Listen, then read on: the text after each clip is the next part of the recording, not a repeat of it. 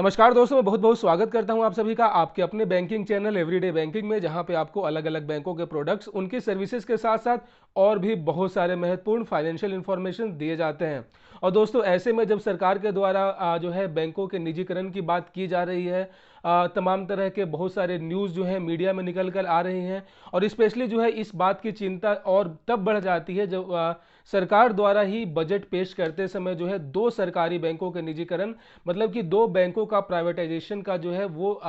मसौदा है वो तैयार किया गया था। हालांकि अब जो बात निकलकर सामने ये आ रही है कि सरकार की योजना है कि इस साल के अंत तक जो है दो नहीं बल्कि तीन सरकारी बैंकों को किसी प्राइवेट कंपनी के हाथों उसे सेल आउट करके जो है उसका निजीकरण कर दिया जाए, ताकि सरकार जो है कम से कम सरकारी बैंकों को भारत में जो उनके रखने की जो योजना है, ताकि वो अच्छे से फोकस कर पाएंगे, अच्छे से एक तरीके से जो भी बैंकिंग सिस्टम है उसको रेगुलेट कर पाएंगे। उसके लिए ये बहुत ज़रूरी हो गया था कि बहुत सारे ऐसे बैंक जो कि उतना अच्छा परफॉर्म नहीं कर रही हैं, या फिर वो सरकार के जो भी एक्सपेक्टेशंस थे, जो उम्मीदें थी, उस पर वो खरा नहीं उतर पा रही हैं। ऐसे में सरकार ये चाहती है कि उनको बेचकर जो भी उनके उन बैंकों के अंदर जो सरकार की अपनी जो भी शेयर्स हैं वो जो है प्राइवेट कंपनी को सेल आउट करके जो है अपना पीछा उसे छुड़ा ले, और ताकि सरकार के पास एक अच्छा खासा रेवेन्यू आ जाए और उन पैसों को जो है वो बाकी दूसरे बैंक जिनकी भी हालत उतनी सही नहीं है उसको किसी तरीके से बचा ले। खैर दोस्तों, यहाँ पे तो आ गई बात बैंक और सरकार की, लेकिन एक आम नागरिक के तौर पे, एक आम ग्राहक के तौर पे, एक आम खाता धारक के तौर पे भी लोगों के मन में बहुत सारे सवाल हैं। जैसे कि मैं हो गए, जैसे कि आप हो गए, बहुत सारे ऐसे लोग जिनका उन बैंकों में अकाउंट है, उन बैंकों में खाते हैं जिनकी बात चल रही है प्राइवेटाइज करने की, जैसे कि सेंट्रल बैंक ऑफ इंडिया हो गया, इंडियन ओवरसीज बैंक हो गया, या फिर बैंक ऑफ इंडिया हो गया। ये तमाम ऐसे बैंक हैं जिनका लगभग अब माना जा रहा है कि ये अगले वित्त वर्ष, मतलब कि 1 अप्रैल से पहले पहले ही ये अब प्राइवेटाइज कर दिए जाएंगे, क्योंकि हाल में ही जो 3 जून को जो मीटिंग हुआ था, जिसमें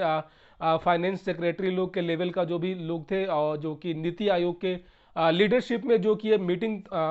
ऑर्गेनाइज किया गया था, स्पेशली उनका मेन फोकस इसी पे था कि वो सिस्टमेटिक वे में अब आगे किस तरीके से जो है स्टेप बाय स्टेप अब जो भी ये पीएसयू बैंक है इनको किस तरीके से डिसइन्वेस्ट किया जाए, किस तरीके से जो है नीलामी की प्रक्रिया होगी, किस तरीके की बोली लगाई जाएगी, और कौन कौन से अलग अलग फर्म्स होंगे, कौन कौन से अलग अलग कॉरपोरेट कंपनियां होंगी जिनको ये बैंक जो है वो सेल आउट किए जाएंगे। ओवरऑल सरकार की योजना है कि वो अधिक से अधिक जो है उसके ऊपर जो है बैंकों को अपना जो शेयर है वो सेल आउट करके वो अधिक से अधिक उस पर रेवेन्यू जनरेट कर पाए। खैर, यहां तक तो था सरकार और बैंकों की बात। अब दोस्तों बात कर लेते हैं ग्राहक के तौर पे मुझे और आपको क्या फर्क पड़ेगा। मान लेते हैं कि मेरा उस बैंक में खाता है जो फिलहाल अभी तक सरकारी है, लेकिन वो अगले, मतलब कि कह सकते हैं एक झटके में वो प्राइवेट हो जाता है। तो मुझे क्या फर्क पड़ेगा, मुझे क्या फायदा होगा, मुझे क्या नुकसान होगा। अब यहाँ पे फायदा और नुकसान की बात बाद में करते हैं, पहले थोड़ा सा एक ब्रीफ देख लेते हैं। अब सोचते ये हैं कि जब भी कोई प्राइवेट कंपनी या फिर कोई प्राइवेट ऑर्गेनाइजेशन जब कोई सरकारी संपत्ति को खरीदती है जो कि पहले से घाटे में चल रही हो, इसका मतलब ये उनकी कोशिश होगी ये रीजन जानने का कि आखिर वो घाटे में क्यों जा रही है।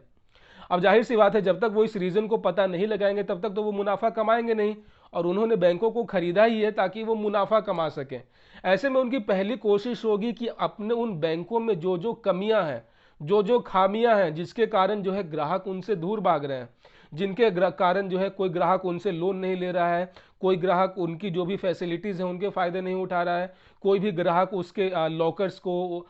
इस्तेमाल नहीं कर पा रहा है, कोई भी ग्राहक उसमें सेविंग्स अकाउंट नहीं ओपन करवा रहा है, तभी तो उनकी हालत इतनी बुरी है। तो सबसे पहले जो है वो इन कमियों को जो है पता लगाएंगे, और वो जो भी खामियां हैं वो उसको दूर करेंगे, वो जो है कस्टमर को up to the level facility देने की कोशिश करेंगे। वो चाहेंगे कि कोई भी ग्राहक जो है उनसे परेशान ना रहे, ग्राहक जो है उनकी तारीफें करे ताकि उनका अधिक से अधिक पब्लिसिटी हो। जैसे आपने देखा भी होगा, जो भी प्राइवेट बैंक होते हैं वहां पे ग्राहक को बिल्कुल भगवान की तरह दर्जा दिया जाता है, उनसे कभी भी बदतमीजी से बात की नहीं जाती है, और उनको बेवजह का कभी भी दौड़ाया नहीं जाता है। मतलब कि आपको जो भी काम के लिए आप जाते हैं बैंक, आप उस काम को करवा कर ही आते हैं। जो चीज़ें ये हैं वो सरकारी बैंकों में फिलहाल अभी नहीं होती हैं। यहाँ पे आपको छोटे छोटे काम के लिए जो है आपको चक्कर लगाने होते हैं,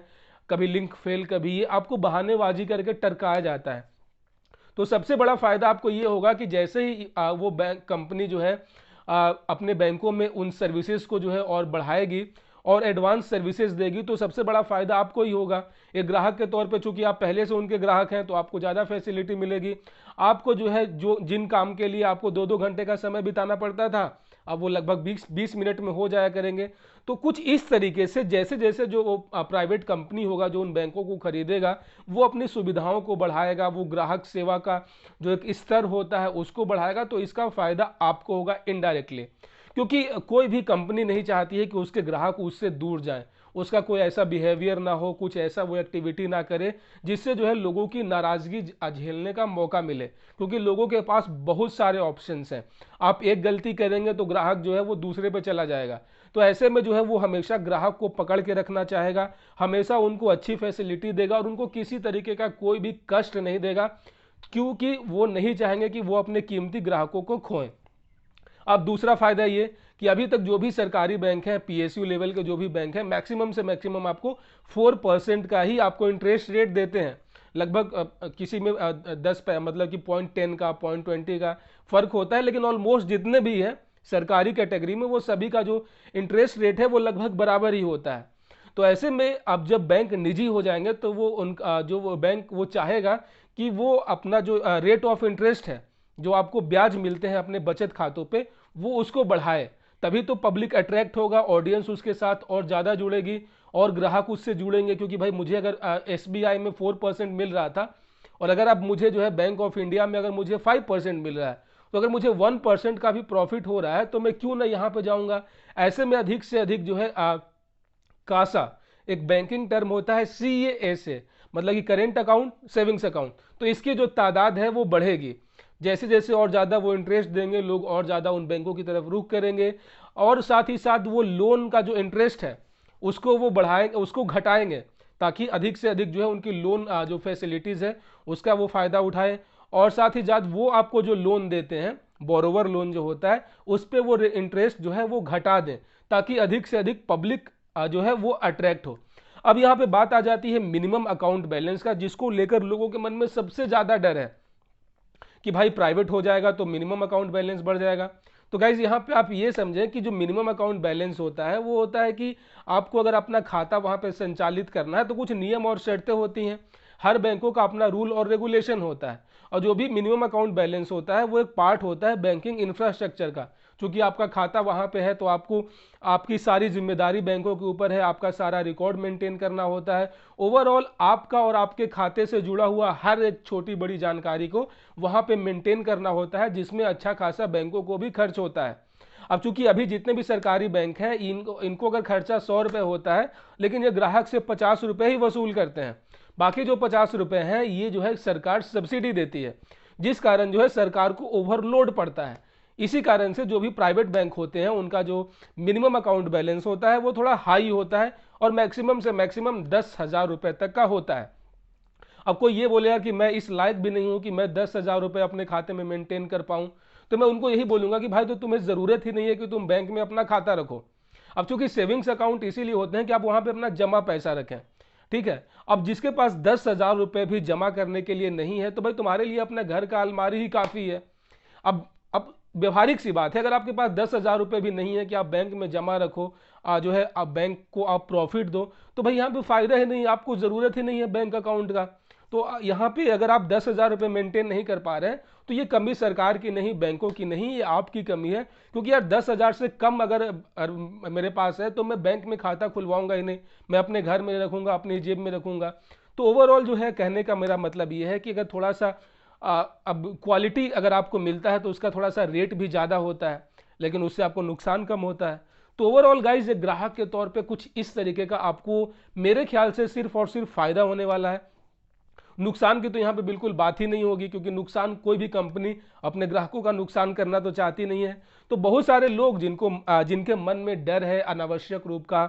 अलग अलग लेवल के क्वेश्चंस हैं, डाउट है, तो गाइज आप अपने मन से बिल्कुल ये डर निकाल दें। सरकार ने काफ़ी अच्छा कदम उठाया है, काफ़ी स्वागत योग्य कदम है ये, आप सभी को सराहना करनी चाहिए। और मैं स्पेशली बधाई दूंगा उन बैंकों के लोगों का, उन बैंकों के ग्राहकों का, जिनका बैंक जो है आगे जाकर प्राइवेटाइज होने वाला है, क्योंकि आप एक शानदार अनुभव करने वाले हैं, एक शानदार डिजिटल बैंकिंग का अनुभव करने वाले हैं, वर्ल्ड क्लास बैंकिंग का अनुभव करने वाले हैं, जो अभी तक आपको ये छोटे छोटे बैंक जो हैं आपको अभी तक नहीं दे पा रहे थे। आपको कभी लिंक फेल के नाम पे, कभी फलाना सर नहीं आए हैं, कभी ढिमकाना सर नहीं आए हैं, उसके नाम पे आपको दौड़ाते थे। अब आपको आपका हर काम विद इन सेकेंड होगा, आपको सेम उसी दिन होगा, और आप सही में उस उचित आपके साथ व्यवहार किया जाएगा जिसके आप हकदार हैं। सो दोस्तों, मिलते हैं किसी और वीडियो में किसी और नई जानकारी के साथ। तब तक रखिए अपना बहुत सारा ख्याल। Keep banking with everyday banking. जय हिंद।